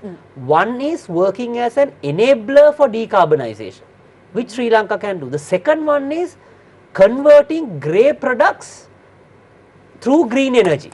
For an example, it could be copper, cement, grey products, but you are using more of the green energy to convert the grey products. The third one is exporting the know-how of green products, because if you have the wind power, the solar, then we get a lot of green know-how within the country, which we can export, because we are naturally gifted with that wind power in Mana and in Hambantota, and overall with solar. So there can be things done on that front, but it may not be immediate. It will be on a long-term basis, but there's opportunity. So agree, there will be a massive external shock. It could be a drought, it could be a big geopolitical challenge, but it can also, we can at the same time leverage the advantages that can happen in the global context, but we have to prepare and dynamic to embrace those challenges. So with this budget, would you say that we are resilient as a country? Do you think there are provisions for us to be resilient to huge global dynamic changes? To be honest, I do not think for a big external shock we are still resilient. I mean, if something happens, even it could be a drop in tourism numbers, it would be very difficult. And we have to also understand, when you don't see the, because we should not forget, we are still at a debt restructuring stage. Because how, I think Professor Ricardo Hausmann said this nicely, how countries go bankrupt slowly and suddenly. When people see that the economy is not growing, then we have to remember it's not all about growth. It's not only about not achieving the revenue targets, it's also challenging the debt sustainability. When your debt is not sustainable, again the credit rating agencies will consider your rating, bondholders will have concerns, bilateral companions will have challenges. So when you don't see the growth, it is again going to come back, but at the same time the growth requires debt sustainability at the same time, because without debt sustainability you cannot grow. So it's in a way a paradox. You cannot do one thing without compromising the other. It's challenging, but to achieve all that, I think we also have to keep a lot of weight on productivity improvement, because ultimately it's the productivity, doing more with the same resources is what's going to take us out from that crisis. And trade is a key component, because trade significantly drives productivity, because it brings competition. With competition only we become productive, and we take it forward to the next stage. Raj, we have in the past budget we have seen, like, once you present the budget, once the finance minister present the budget in the parliament, and we basically talk in this post budget forum, there are a lot of deliberations. But how far we have implemented all the budget proposals? That's not tracked properly in this country, right? So that is a concern, and the way we tackle this at Verite is we have something called the budget promises, where we track progress on budget proposals, and we notice that a lot of proposals become unfulfilled. And a good indicator to that is why I call the budget is not a promise document, is not a proposal. It's putting money where your mouth is. So usually what happens is there are a lot of proposals without any allocations in the first place. So if in the budget in itself you don't plan on putting money, there's clearly no intention of doing the proposal. So it's simply a proposal. But in this case we have to commend the budget. This time there is actually very little proposals that have no estimates. It comes down to actually just 16 proposals, and some of it is just creating committees which don't need money. So in that sense we've taken the first step in ensuring that at least all proposals that the budget proposes has some money behind it. But we'll have to wait and see if the implementation of it gets done. But that is, like I said, one concern that we have, where do we see implementation? But in the budget in itself we've sort of tackled it to say, yes, we are putting money in most of our proposals. But I would also like to highlight that just because we put money in, there is sometimes misrepresentation also that comes in the budget, and there was constant discussion about the defense sector. So if you look at one line item in the defense budget, it's called diets and uniforms for the defense sector, and that has grown from 30 billion in 2022 to 134 billion in 2025. That's a 105 billion increase from 2022 to 2025. Now you will ask, why are we spending so much on diets and uniforms for the military? Turns out it's not that. It's certain allowances that we give to the police. For example, there is a food and lodging allowance. That's technically part of their salary. That comes in under allowances and diets and uniforms because it's an allowance. So what this does is, it's not that you can, initially we thought it was more procurement and corruption related, but it's actually a slight misrepresentation because it's something that has to be included in salaries and wages or personal emoluments, if you want to use the budget term, but it's clubbed under this. So when you add all of it up, 50% of the entire salary bill simply goes to the defense sector. So I'm adding police and everybody. So there is a misrepresentation thing that we need to solve. And the third thing that is slightly issue is maybe on revenue as well. So we all spoke about downsides of revenue. Last year we were able to meet the revenue target simply because there is also an overperforming of VAT. So there's more revenue than what we projected on VAT, but there is underperformance on certain areas. And this pet peeve of mine, I think on the show also I spoke about it quite often, is cigarette taxes. So last year we said cigarette taxes 140 billion in excess revenue. We got only 117, 140, 117, there was a shortfall. This year we are again saying 130 billion. The problem is that we have already announced the cigarette tax increases. So there are three things that can happen. One is you will have to increase the sale of cigarettes by 18%. I sincerely hope that's not the objective, because we have been following a downward trend on cigarette sales and we need to focus on that. The other only way is you have to increase cigarette taxes by around 12.7%. We've already done it 5.9%. We have to do again a 12% increase to achieve the revenue target. Or you say, you know what, I'm going to achieve the revenue target again, I'm going to have a shortfall of around like 10%. So those are, even though there are certain positives on the proposals, I think there's there is also the issue of, because this is again goes back to my point on governance. Governance is not just reforms, it's also making sure you're making informed policy decisions, and policy decisions have to come in through analysis. Because one question you said is, you know, there is IMF conditions and all of it, how are we working, how are we going to structure the budget? I think the distinction is that there are IMF agreed targets, but the methods is up to the government. And one classic example is the imputed rental income. That was there's an IMF technical assistance essentially supporting the policy, and we are not doing it, and the IMF is completely fine with it. And so economic methods is up to grabs, and how we achieve revenue targets is on us. I mean, technically you can increase VAT to 25% and say I'm going to get my revenue, which is not ideal at all. So economic methods need to be discussed, and who decides the policies is not the IMF, not the government, it's the analysis. So the moment we say it's IMF conditioned policies, what it implies is that we don't have competent officials who can design economic policies, and if you're letting it to the IMF, that's problematic, because Sri Lankans understand Sri Lanka better than the IMF. So I wouldn't leave it and call it the IMF policy. It is a government or a nation driven policy with analysis. And we need to always ensure that there is analysis behind most of our policies, and some of it should be supported. I think withholding tax going up is something that Verite, and even I wrote about it back in 2022. That's happening this time in the budget speech, which should be welcomed, and because that sort of helps improve this negative thing that we have, where, you know, we said we're taxing, most of our revenue comes from taxing consumption. It was 80% on consumption, 20% on income. Increasing withholding tax helps you minimize that. Then there is the capital gains tax and all of it. So there are certain things that we need to welcome, but what we need to question is, do we have analysis supporting most of our decisions, because that again impacts implementation. So to answer your question, implementation not only depends on putting money behind policies, it's also ensuring that you have done enough feasibility studies, you've done the analysis to back the policy in the first place, because it's easy to just say, to wing things up in the cloud and say I'll do it and not put money, and then that's why you have implementation as low as 6% sometimes. Last it was 16% on implementation. So if this year we are to see an improvement, first thing is that you need to have analysis behind your policies, and the second thing is you also take ownership and you say these are government and Sri Lankan driven policies that we will see it through in the coming year. Dr. Suriyapperuma, what were the key assumptions behind the budget, like what the rupee, the energy cost, the petrol cost, right, the fuel cost, right?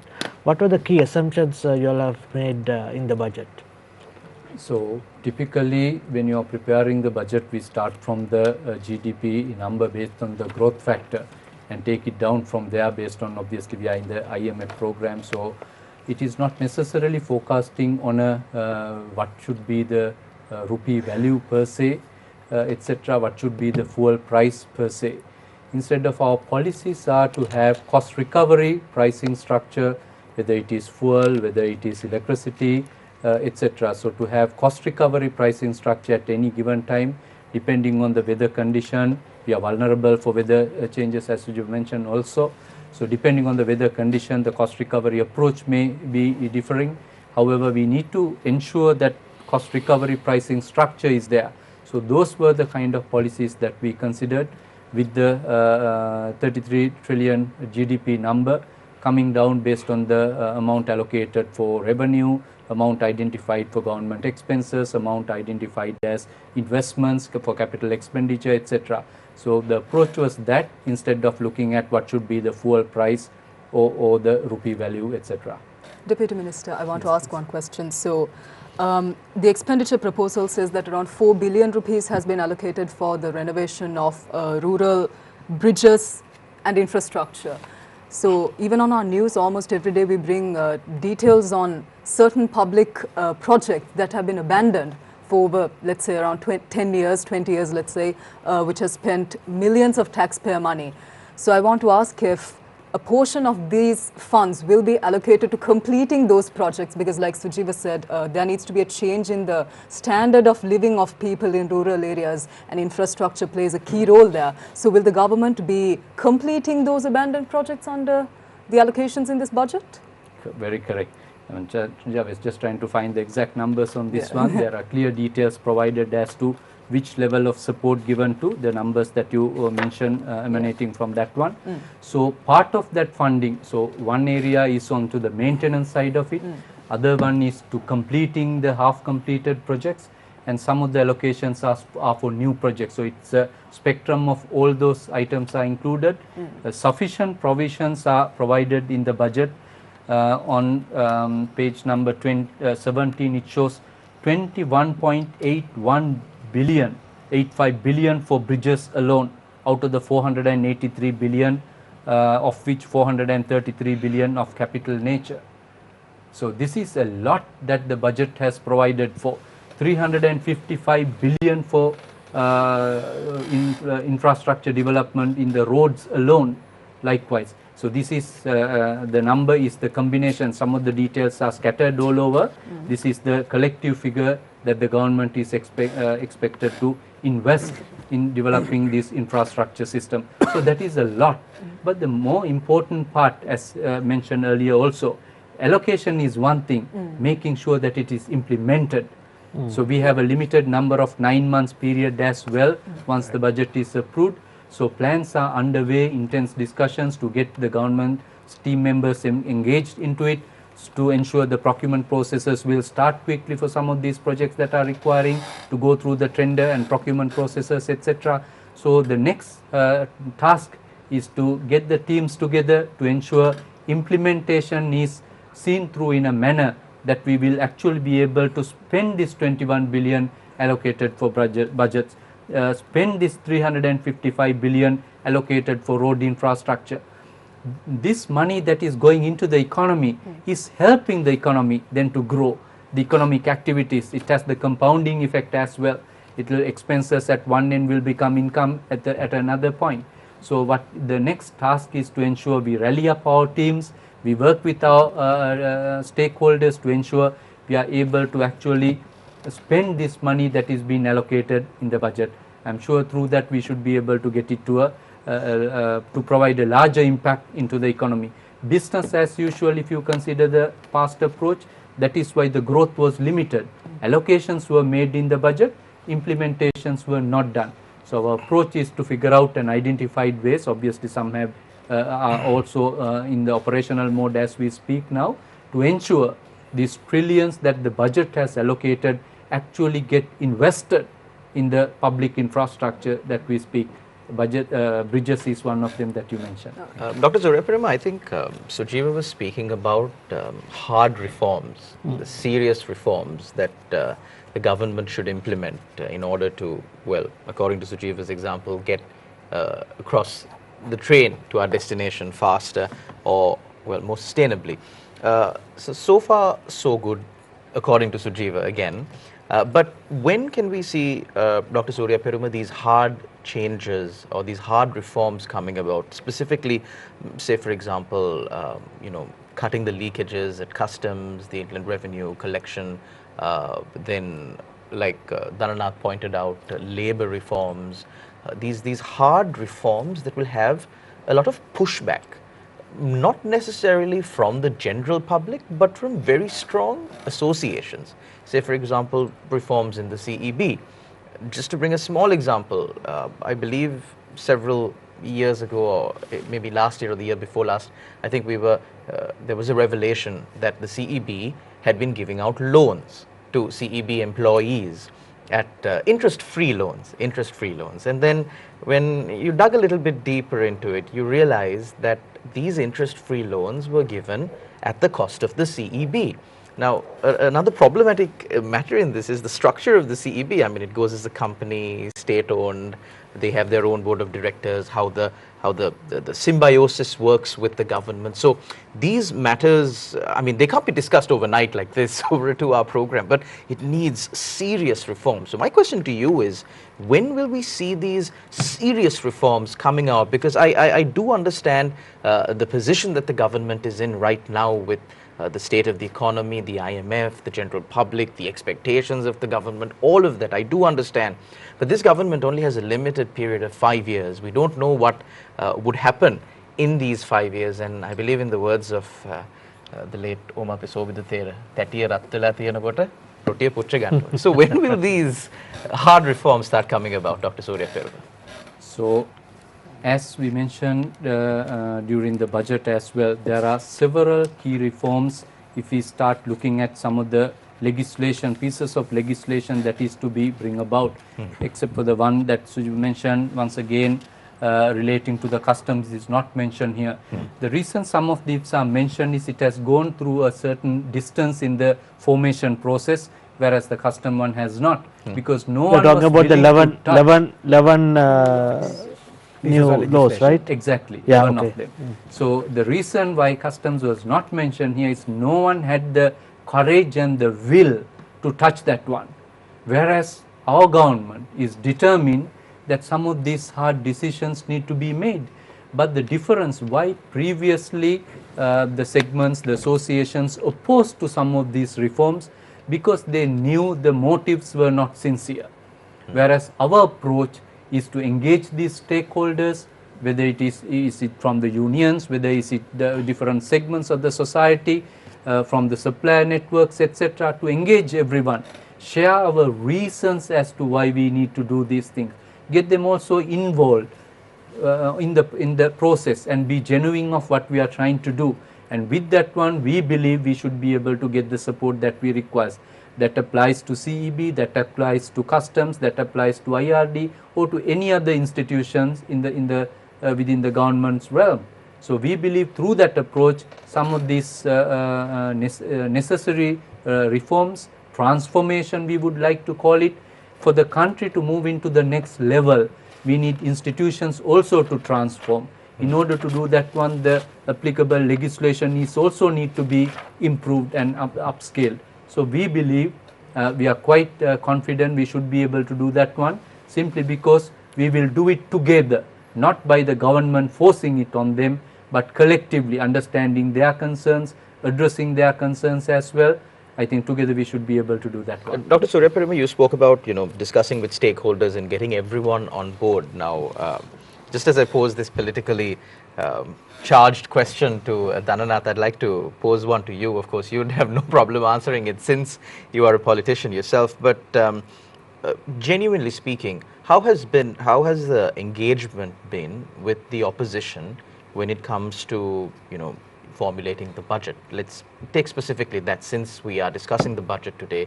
What has the engagement been like with the opposition? Has it been helpful? Has it been productive? Is there something sustainable going on in in Parliament? So the whole idea of debate subsequent to the budget being presented is giving a window of opportunity for opposition to come up with constructive criticism, suggestions for improvements, etc.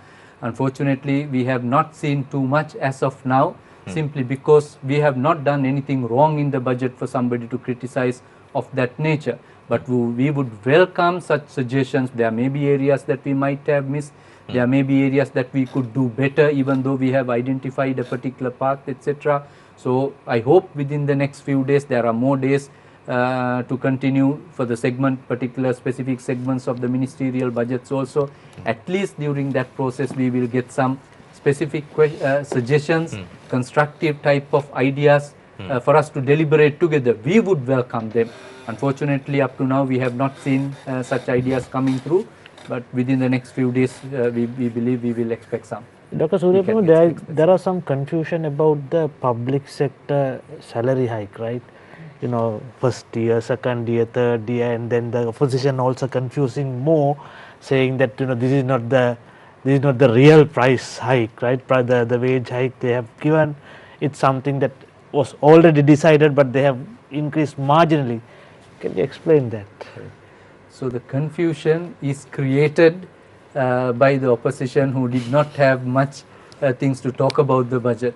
But if you look at the reality, even some of the staff members who were paying lower level of salaries in the government has understood our approach. First idea is to elevate the lifestyle of people. Second one, address the anomalies that prevailed among the pensioners for a very long period of time. But in doing so, there are limited space for the current government to do, because of the IMF program that we are in, because of the revenue challenges that we have. So even though we want to address everything at once, the fiscal space is not there. Because of that, this approach is taken, divided into 3 steps, and increments will be provided over a period of time. And even when doing so, it is not just dividing it into 3 steps and giving, because some of the amounts must be given now. That is why a minimum base of 5,000 rupee was fixed, and from the difference 30% will be 5,000 plus the 30% of that particular year's entitlement will be provided in year 1. In year 2, 5,000 plus another 30% cumulative. With the cumulative impact, it's about 65% altogether will be given, and finally the 100% of the increment. So it is no magic. It is understood, as I explained, it is through consultation, it is through discussion with the affected parties. We explain the government positions to them.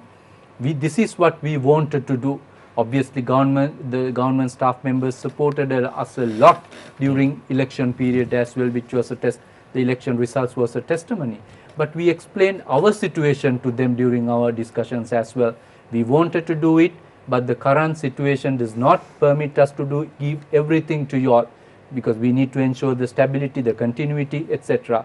So through that consultation only this approach was identified, and I'm sure there is a lot of buying into that process.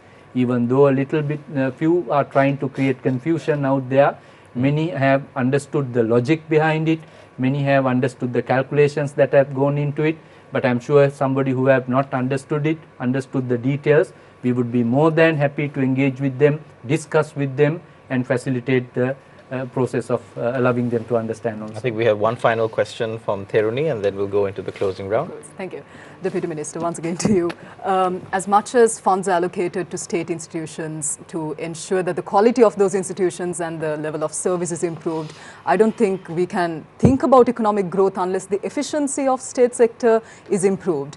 So as much as funds were allocated through the budget, what measures is the government taking to ensure higher efficiency in the state employee sector? Digitization is a simple answer for me to give to get to the level of efficiency that we are expecting, but at the same time we need to invest in human capacity development as well. In the budget there are sufficient allocation for those purposes as well. So it is a combination of increasing existing human capacity, meaning by providing adequate training and directing them to the right path, digitization, and filling those gaps. That is where the 30,000 new recruitment that will come into the place, and redefining some of the processes, taking a fresh look at some of the deliveries, some of the KPIs that are attached to them. Through combination of these factors, we expect the efficiency to be increased to a great extent. And I'll give a specific example. The national single window, as a nation we have spoken about it for a long period of time. Unfortunately, millions of dollars have been spent on it, but the program has not been delivered. So we have identified some of the main reasons why it was delayed, and we are working on it. but instead of waiting for the final product to come into play, there are many other interim solutions also that we are looking at. So if you look at import and export control, from 1st January this year, we put that one into 100% of digital service delivery. It is not the perfect solution, but it is a solution for the time being. Similarly, nearly 16 entities were connected to the Asikuda system that the government is using, customs is using to sharing information. During the challenging time where customs was having a bottleneck, many of key institutions were not able to having, access was provided, but they were not having the means to get those information, to see how many containers were allocated to Sri Lanka Standard Institute for clearance, how many containers were allocated for food items clearance, for example, etc. So within a quick period of about 2 weeks, we were able to allow those institutions to access those information. Some of them were as simple as creating usernames and passwords and giving them such accesses to them. So these were neglected for years, we are talking of. So there are interim solutions that we are focusing that will adapt to the efficiency improvements. There are recruitment initiatives that will adapt to the efficiency improvement, digitization that we are focusing that will adapt to the efficiency improvement. So it's a suite of activities. Hopefully we will be able to get there. Also one small sub question. I want to just Yes, add something on this. Yes. I have as I said, I have no problem increasing the salaries of the public sector. They're low, I mean they're extremely low, it's unbelievable, right? I'll give you 2 examples, right, why I want the next Aragale to be against the bureaucracy which the government has accepted. I'll give you an example, right? The port, I got the numbers today. Port is an easy place to compare. Why? Because you have 3 terminals which are private, then you have the government Jaya Container Terminal and the SLPA, right? I'll give you the numbers. The 3 terminals, CICT, the Chinese terminal, SAGT and the SLPA tackles roughly about 2.5 million containers each. We tackle about 7.5 million containers a year, 8 million. 3 million by the Chinese one, SAGT 2.5, government 2.5. Tell me the numbers employed, right? The Chinese terminal, what they employ, right? Only 420 permanent, 1,400 outpost, right? And they tackle the highest number of containers. That's efficient. You know, how many containers do you tackle? SAGT is roughly about 600 and 600, 1,200. They tackle 2.5. SLPA tackles 2.5 and they have about 7,000 staff. Permanent staff who are working there, and you have 7,000. You now go and increase their salaries. You tell me whether the efficiency will go up and they will tackle more. No, there are no containers to handle. You are just paying them. There are no containers to handle because the containers will be on competitive basis how efficient you are, and there's a limited number of containers coming in. So 3 of you are fighting for the container. Here we are going and increasing salaries so that this salary increase will not improve efficiency. Number 1, I'll give you another example. These are actual examples. The universities, non-academic staff. Jayawardenepura, Colombo has about 14,000 students. They take about 3,000 a year, 4-year degrees, you have about 12,000-13,000. NSBM Green University, Harshana, also has 13 or 14,000 students. Same level, so you can easily compare. Why? One is government owned fee levying, other 2 fully government. So there is no accountability, no. Non-academic staff, you tell me how many? 2,000 in Jayawardenepura, and now what do? We go and increase their salaries. No improvement in efficiency because the number of students are the same. Colombo, 2,000 non-academic. NSBM Green University, same number of students, 100 non-academic at NSBM, they tackle 14,000 students. Jayawardenepura University, 2,000 non-academic staff handles 14,000 students. Now what do? We go and pay them saying that they are underpaid, but the efficiency won't improve. So what's your suggestion? No, why could the hard reforms that is required. If you don't do the hard reforms, the other thing that is not budget, as I said, don't get me wrong, these people are underpaid. The pension cost on this. So, but then what you're saying is, okay, So I am giving you two examples. You're saying fire a few and increase the salary. No. Hugely overstaffed places. Reallocate. Is that what you're saying? You got to reskill these people, take them out, and you tell them, because this is NSBM Green University, Harshana, as you know, is under the government, is fully government owned, but run like a private.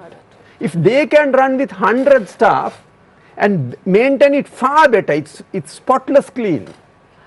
Right, and you need 2,000 to run Colombo and Javadhanapura. There's something radically wrong, and the vice chancellors will never come to Harshana and say, "Dear Minister, I have 2,000 fellows. I don't need them. You can take 1,900 off." The vice chancellors will never complain. These academics will never complain, because they will want the status quo, because they don't want trouble in these places. Right. So paying more will not improve efficiency, will not improve productivity, and without doing those two, my train cannot run faster. Dr. Suriyapperuma, why didn't the government actually think of this linking the performance to salary hike? Absolutely spot on. So it has been a long debated question in the government service as to what extent of performance has to be linked to the pay rises also. Depending on the way how things were done in the past, this has to be continued in this at least in this temporary period of time. But our way of looking at it is, in any institution, performance has to play a role when it comes to the salary increases. However, at the same time, the way how government operate did not allow some of the institutions to improve their performance also. So if you start punishing those staff members in the institutions because of the way how they were managed, it is not fair by them. It's a legacy issue. It's a legacy issue. The classic example is sports. Why there are 7,000 staff members? Not because sports wanted that. Politicians loaded them. Non-academic staff also in some of the places it was much easier to load into some of these institutions. So these are legacy issues, very sensitive issues. As I said, some people, the families are dependent on the breadwinner who's working in these institutions.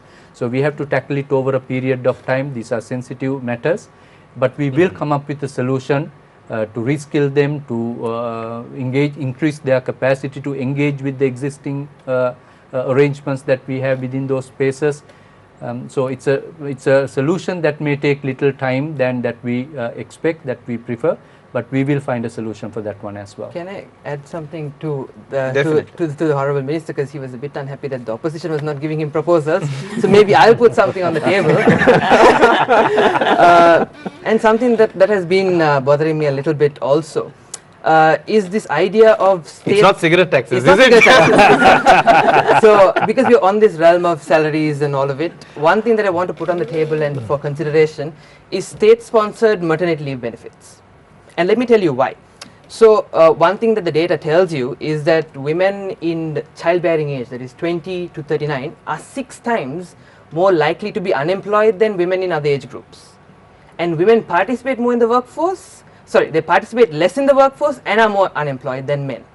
So there is a clear discrimination against women, because, and when you read time use surveys of the labor of the Department of Census, one discrimination is that the private sector or the private employer has to pay 3 months of maternity leave benefits when he hires a woman. So there is an inherent discrimination that's being done, and it's a global thing that's recognized. So one is it helps women. 2 is it helps the SME sector. So we've been talking about the Minister also said like 50% is in the informal sector. They are predominantly in small and medium scale enterprises which employ a lot of women, and so it helps the SME sector. Second is helps the economy. We're talking about growth. Thailand, Vietnam grow with high women participation in the economy. And what the IMF data tells you is that in countries with high discrimination, state-sponsored maternity leave benefits is able to bring or increase participation by 10 to 20% by simply bringing this proposal in. And not only that, we have already ratified with the ILO and said, you know, in the ILO International Labour Organization Convention, that we will not put the burden of maternity leave benefits on the employer. But still this continues to happen. This was a budget proposal some time ago again, because we have this tracker, we realized that was never properly implemented. And lastly, we are an international outlier. There are 80 countries in the world that fully fund the maternity leave benefits. There are 29 countries that do partial funding.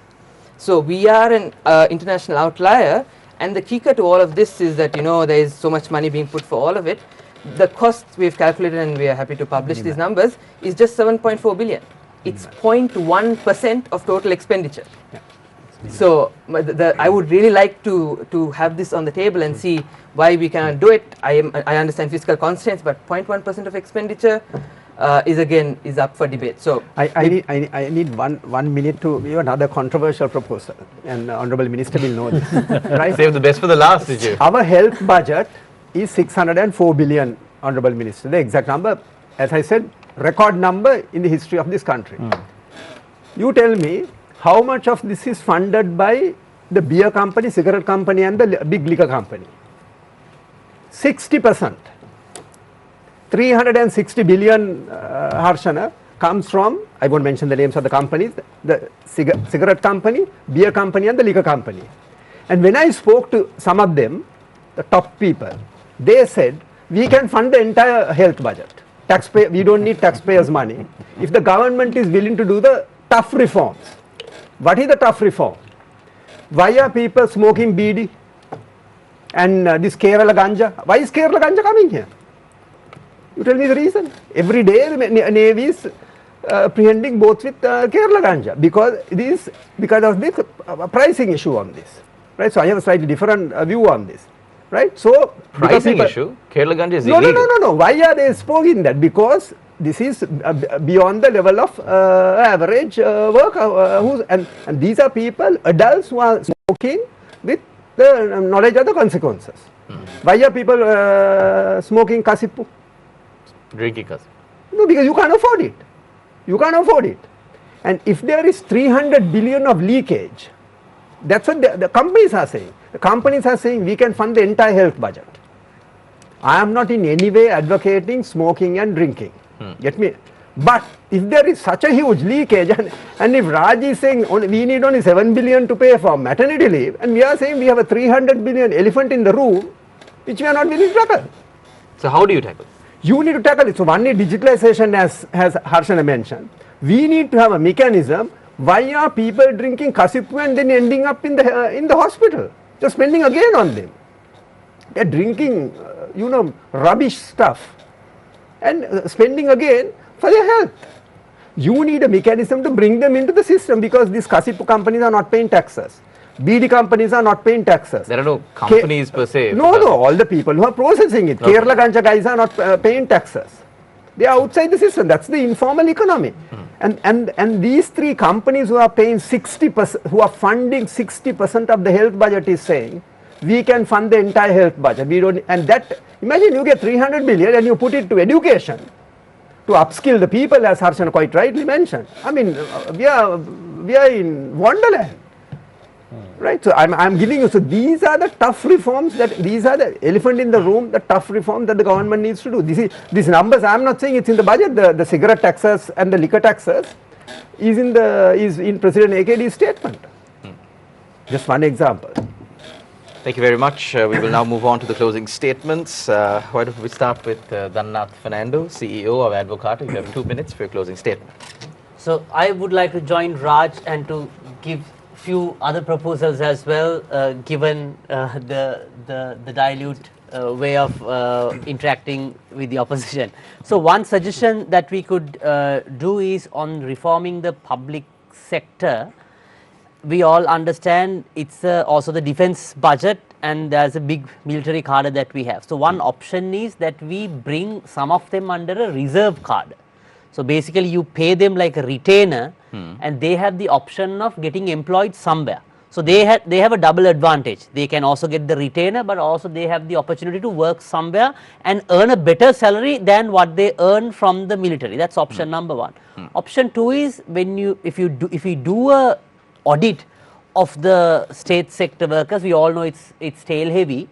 We can actually, because when the tail heavy sector, how they are going to increase their revenue is either by doing overtime or being a gatekeeper and stopping it, or stopping the right thing happening. Like if you go to the take a passport, you can realize that people are paying a bribe not to do the wrong thing, they are just paying it to get the right thing done, because they are working as gatekeepers. So one option is actually you give them the option, we will pay your salaries, let us say for 2 years, you go and even do a job that where you want to do, but you stay at home.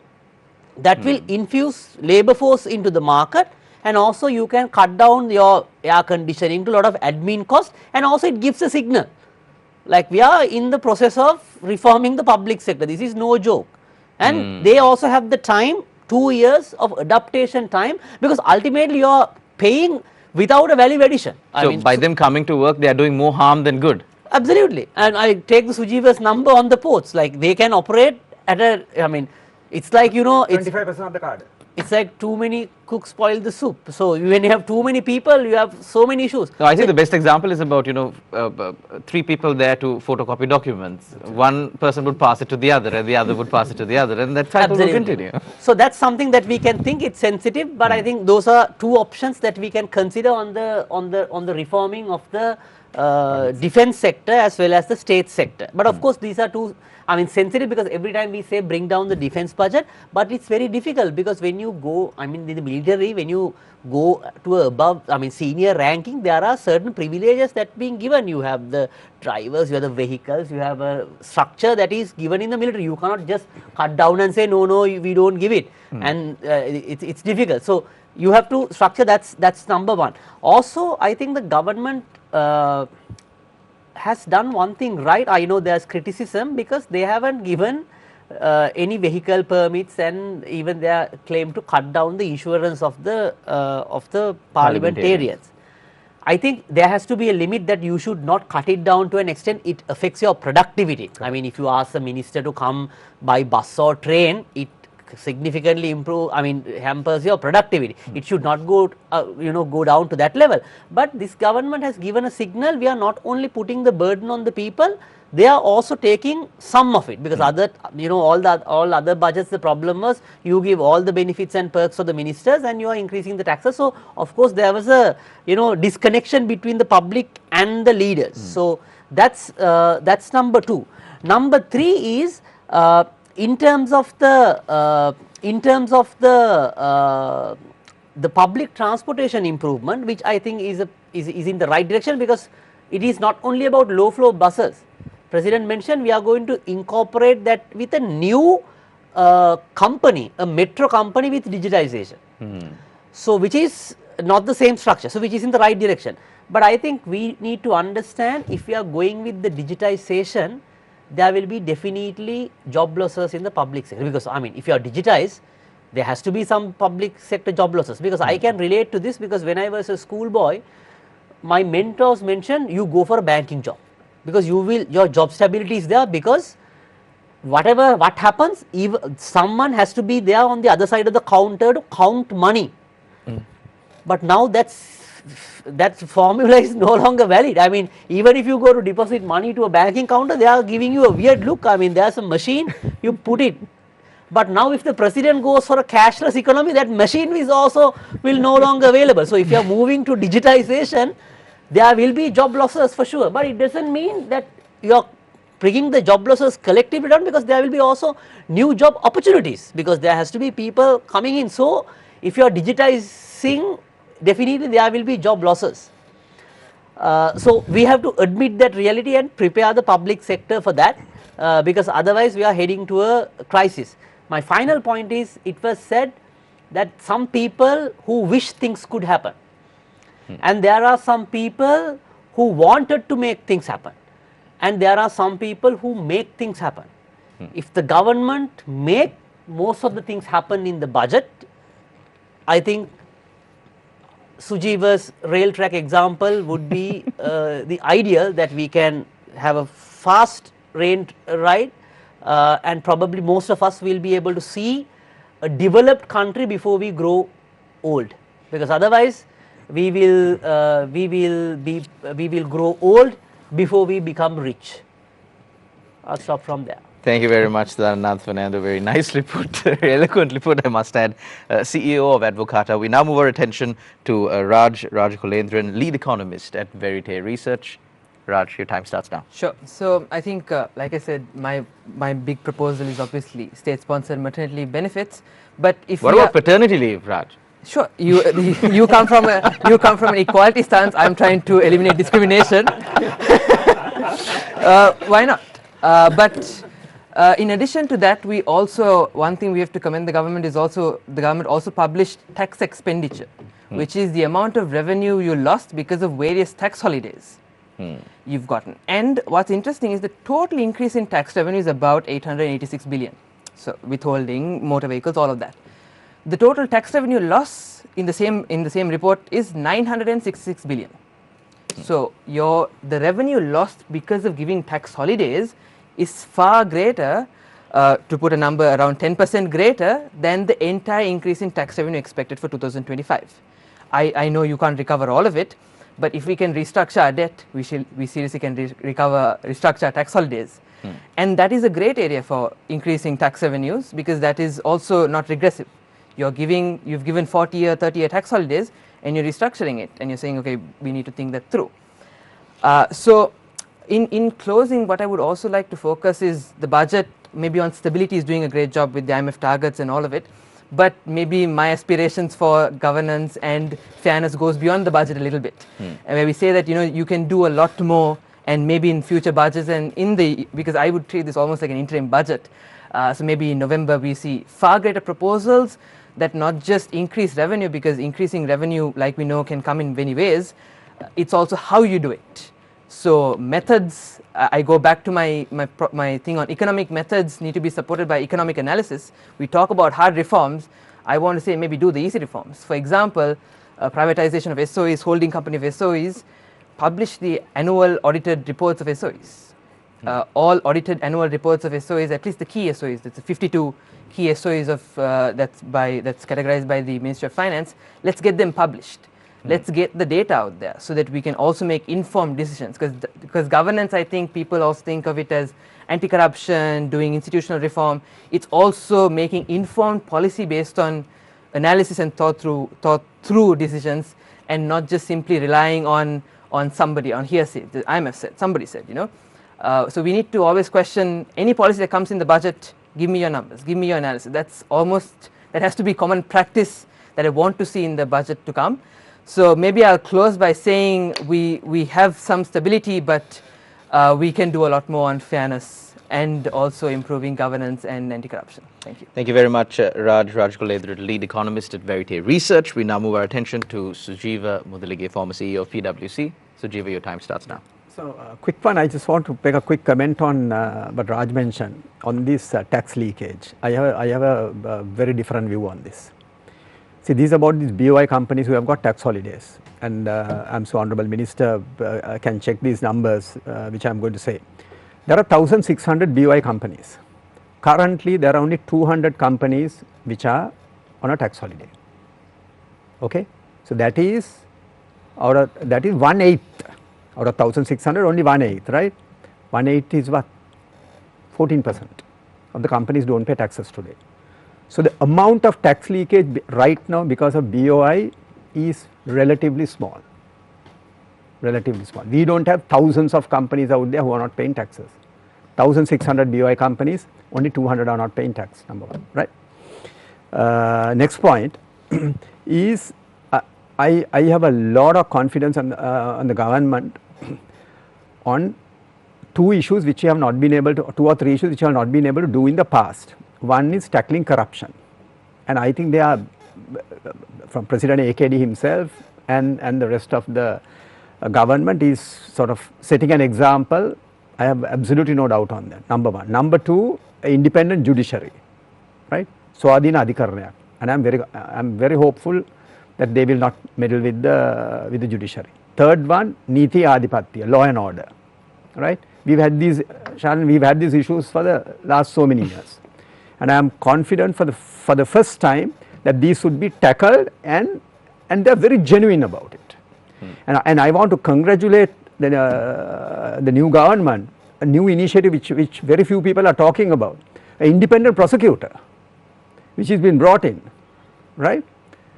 Discussions were there for quite a long Sharon, time. you will know, with your legal background, how important an independent prosecutor is, and that is, I hope, Honorable Minister, that would be on your sort of fast track reforms which you are going to do. That's an excellent thing to tackle this corruption issue, right?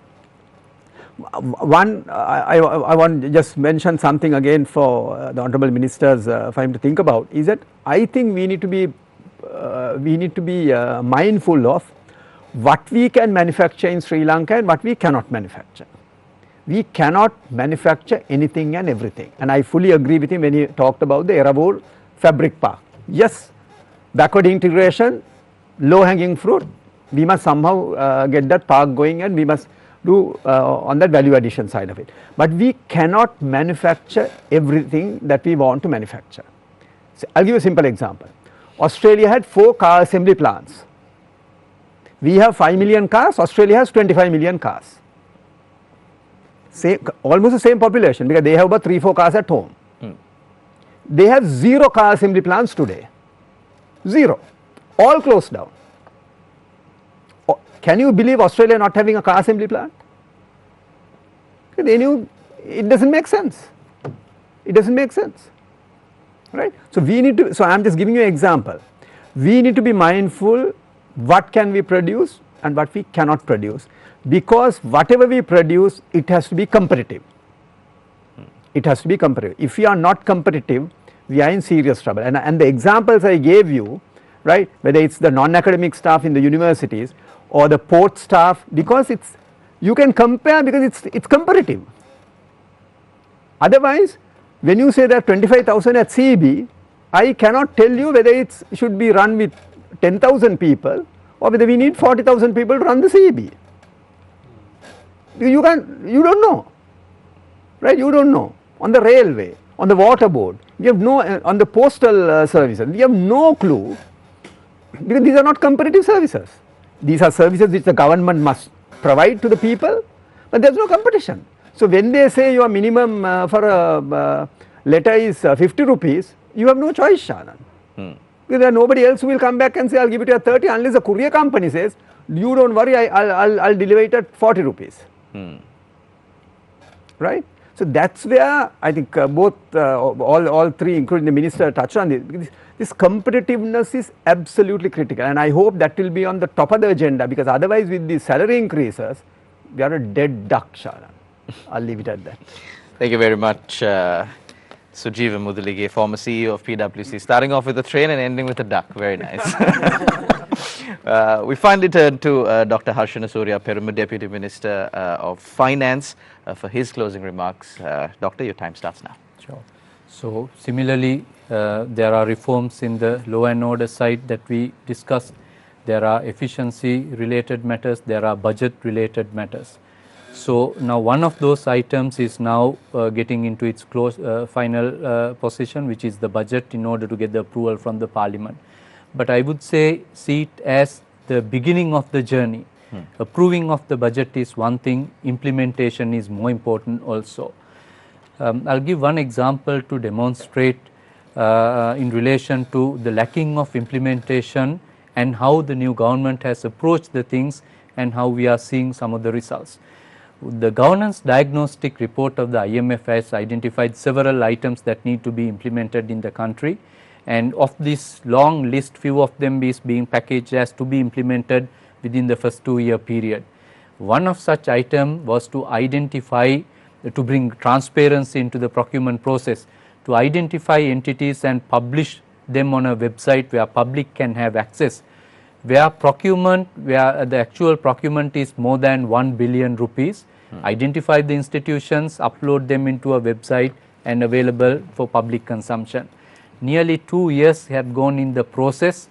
Not even the 10 institutions to be identified to go on the website have been identified. Since we got involved, we had discussions with the team members of the high level, senior level staff members who were involved in these processes. Within a week, institutions were identified. Within a month, institutions were put onto the website as well. something that could not be done over more than a year, definitely we were able to get it done within a period of 1 month. What was the reason? Identifying the bottlenecks in the process, empowering the officials in the government department. There are so many good officials.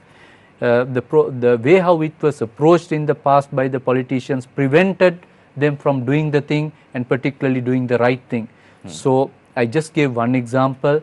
Because of that, we are hopeful we will be able to implement majority of the proposals that we have brought into the budget, and we are serious of getting them implemented as well, because that will give the impetus, that will give the push to the economy, for the economy to get into the next level. So we will be working with the government staff members, we will be working with the private sector, we will be inviting everyone to join this journey, to change this culture and to take Sri Lanka to the next level.